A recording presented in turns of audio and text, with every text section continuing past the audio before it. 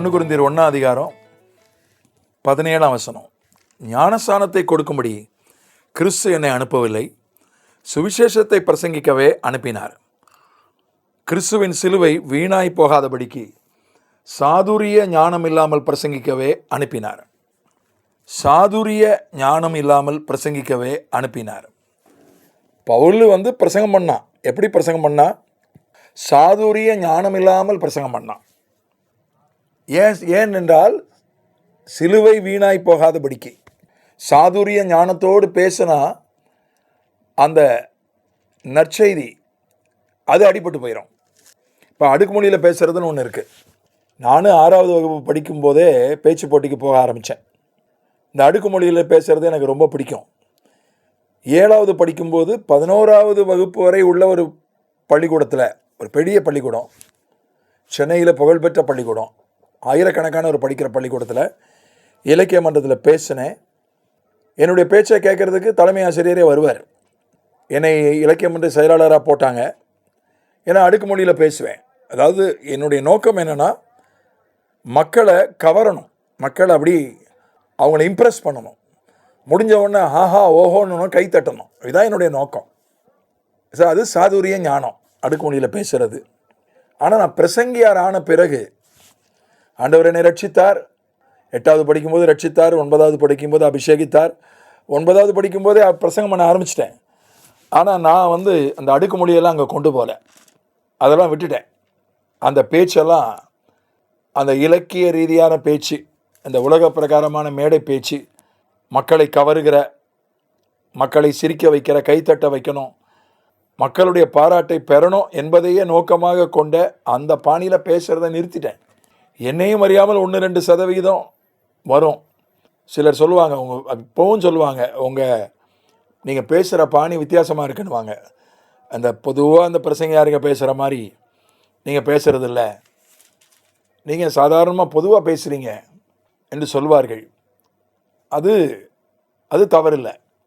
அந்த எல்லாரும் பேசுகிற அந்த பிரசங்க மொழியில் தான் பேசணும், புரியாத அந்த தமிழில் ஒரு ராகம் போட்டு தான் பேசணும்னு அவசியம் இல்லை. அப்படி பேசினாலும் தப்பு இல்லை. இந்த சாதுரிய ஞானம் அதுக்கு முக்கியத்துவம் கொடுத்துட்டா பிரசங்கம் அடிபட்டு போயிடும், சிலுவை வீணாக போயிடும். 19 அந்தப்படி ஞானிகளுடைய ஞானத்தை நான் அழித்து புத்திசாலிகளுடைய புத்தியை அவமாக்குவேன் என்று எழுதியிருக்கிறது. 20 ஞானி எங்கே? வேதபாரகன் எங்கே? இப்பிரபஞ்ச தர்க்க சாஸ்திரி எங்கே?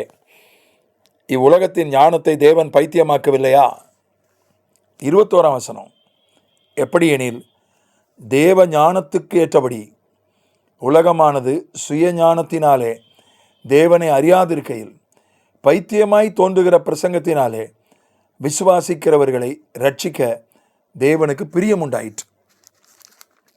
இங்கே சொல்லப்பட்டிருக்கிறது, ஞானிகளுடைய ஞானத்தை கர்த்தர் அழிப்பாராம், புத்திசாலிகளுடைய புத்தியை அவமாக்குவாராம், தேவன் இவ்வுலகத்தின் ஞானத்தை பைத்தியமாக்குகிறாராம். இந்த சுய ஞானம் அப்படி என்பதை வைத்துக்கொண்டு தேவனை அறிய முடியாது. அதனால தான் ரொம்ப படிச்சுட்டான் தெரியுமா, ரொம்ப படித்தவன் ஆண்டவரை அறிந்த பிறகு ரொம்ப படிச்சுட்டானா ஓகே. ஆண்டவர் அறியறதுக்கு முன்னாலே ஒருத்தன் ரொம்ப படிச்சுட்டானா அந்த படிப்பை வச்சுக்கிட்டு ஆண்டவர் அறியவே முடியாது. விஞ்ஞானிகளில் கிறிஸ்தவ விஞ்ஞானிகள் தான் அதிகம், விஞ்ஞானிகள்லே ரட்சிக்கப்பட்ட விஞ்ஞானிகள் தான் அதிகம். ஆனால் ஒருத்தன் ரட்சிக்கப்படுறதுக்கு முன்னாலேயே ரொம்ப பெரிய விஞ்ஞானி ஆகிட்டான்னு வைங்க, அவன் கொஞ்சம் ரட்சிக்கப்படுறது கஷ்டம். முதல்ல ரஷ்யா என்ன செய்தது என்றால், சோவியத் ரஷ்யாவாக இருந்தபோது, கம்யூனிஸ்ட் நாடாக இருந்தபோது முதல்ல ராக்கெட் விட்டாங்க விண்வெளிக்கு.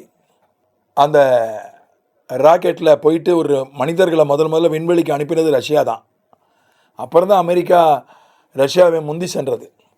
அவங்க விஞ்ஞானிகள் பேசினாங்க. ரஷ்ய விஞ்ஞானிகள் கம்யூனிஸ்ட் நாடாக இருந்தபோது விண்வெளிக்கு ராக்கெட்டில் போயிட்டு பேசினாங்க, நாங்கள் விண்வெளிக்கு போனோம், அதை பார்த்தோம் இதை பார்த்தோம் சொல்லிவிட்டு கடைசியில் சொன்னாங்க, கடவுள் அங்கே இல்லை, கடவுளை பார்க்கல, அதனால் கடவுள் இல்லைன்னு சொன்னாங்க.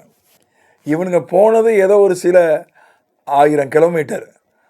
ஆனால் அதுக்கப்புறம் ஆண்டவர் 3வது வானத்தில் இருக்கிறார், ட்ரில்லியன் கணக்கான கிலோமீட்டர் தூரத்தில் இருக்கிறார், ஒளி ஆண்டுன்னு சொல்லுவாங்க. அதாவது இருக்கிறதுலே பக்கத்தில் இருக்கிறது சூரிய குடும்பம் தான். இந்த சூரிய குடும்பத்தினுடைய 9வது கோள் ப்ளூட்டோன்னு எனக்கு ஞாபகம். இந்த ப்ளூட்டோவுக்கு போக வேண்டுமானால் பூமியிலிருந்து போவதற்கு எந்த வேகத்தில் போகணும்?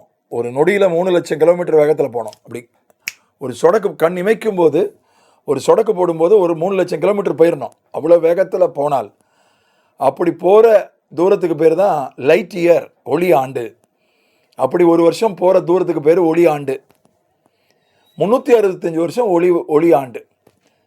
இந்த ப்ளூட்டோ கிரகத்துக்கு ஒளியினுடைய வேகத்தில், வெளிச்சத்தின் வேகத்தில் போய் சேர்றதுக்கு 365 வருஷம் ஆகுமா?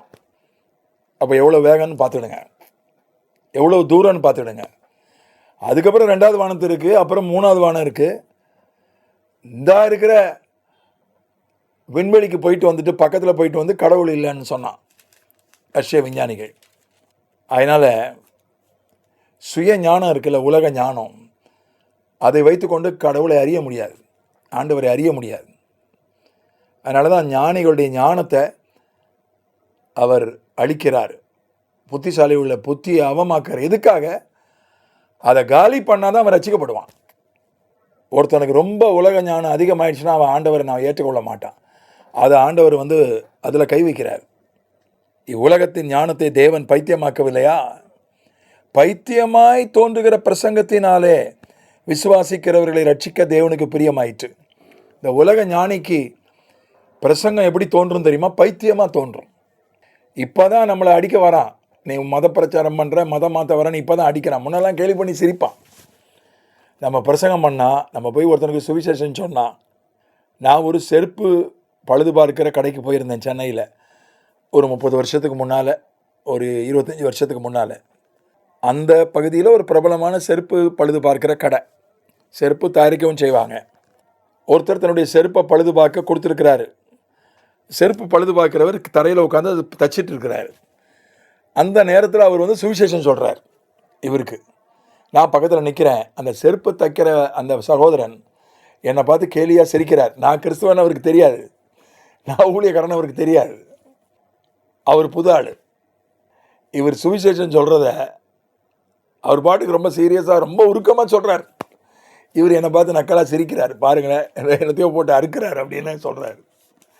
அவர் படிக்காதவர், ஒரு சாதாரண வேலை செய்யக்கூடியவர். ஆனால் அவருக்கே சுவிசேஷம் தமாஷா தெரியுது, கேலியாக தெரியுது, பரியாசமாக தெரியுது. இந்த சுய ஞானம் இருக்குல்ல, உலக ஞானம், சுவிசேஷத்தை பைத்தியமாக தான் நினைக்கும். ஆனால் அந்த பைத்தியமாய் தோன்றுகிற பிரசங்கத்தை வைத்துதான் ஆண்டவர் ஜனங்களை ரட்சிக்கிறார். அதுதான் ஒரு பெரிய அதிசயம், அதுதான் ஒரு பெரிய ஆச்சரியம். அதாவது லாஜிக்குள்ளே அடங்காது. ரட்சிப்பும் பிரசங்கமும், சுவிசேஷத்தை சொன்னால் ரட்சிக்கப்பட்டுருவானா? அது எப்படி? அவன்லாம் ரட்சிக்கப்பட மாட்டாயா? 1000 கேள்வி கேட்பான், நக்கல் அடிப்பான். அப்படி தான் நம்ம நினைப்போம். ஆனால் நம்ம கடமை சுவிசேஷத்தை சொல்ல வேண்டியது. அவன் நம்புகிறானோ, கேட்குறானோ, கேலி பண்ணுறானோ, அது அவன் பாடு. நம்முடைய வேலை சுவிசேஷத்தை சொல்ல வேண்டியது. அது நம்ம பைத்தியமாகத்தான் தோன்றும், ஆனால் அதுதான் ஜனங்களை ரட்சிக்கும். ஆமென்.